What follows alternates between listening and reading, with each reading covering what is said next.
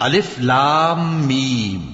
کیا لوگ یہ خیال کیے ہوئے ہیں کہ صرف یہ کہنے سے کہ ہم ایمان لے آئے چھوڑ دیے جائیں گے اور ان کی آزمائش نہیں کی جائے گی؟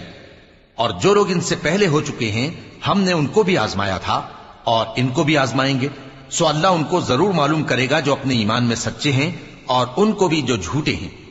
کیا وہ لوگ جو برے کام کرتے ہیں یہ سمجھے ہوئے ہیں کہ یہ ہمارے قابو سے نکل جائیں گے؟ جو فیصلہ یہ کرتے ہیں برا ہے۔ جو شخص اللہ کی ملاقات کی امید رکھتا ہو تو اللہ کا مقرر کیا ہوا وقت ضرور آنے والا ہے، اور وہ سننے والا ہے، جاننے والا ہے۔ اور جو شخص محنت کرتا ہے تو اپنے ہی فائدے کے لیے محنت کرتا ہے، بے شک اللہ تو سارے جہان سے بے نیاز ہے۔ اور جو لوگ ایمان لائے اور نیک عمل کرتے رہے ہم ان کے گناہوں کو ان سے دور کر دیں گے اور ان کو ان کے اعمال کا بہت اچھا بدلہ دیں گے۔ اور ہم نے انسان کو اس کے ماں باپ کے ساتھ نیک سلوک کرنے کا حکم دیا ہے۔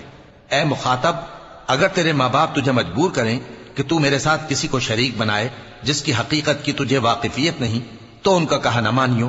تم سب کو میری طرف لوٹ کر آنا ہے، پھر جو کچھ تم کرتے تھے میں تم کو جتا دوں گا۔ اور جو لوگ ایمان لائے اور نیک عمل کرتے رہے ان کو ہم نیک لوگوں میں داخل کریں گے۔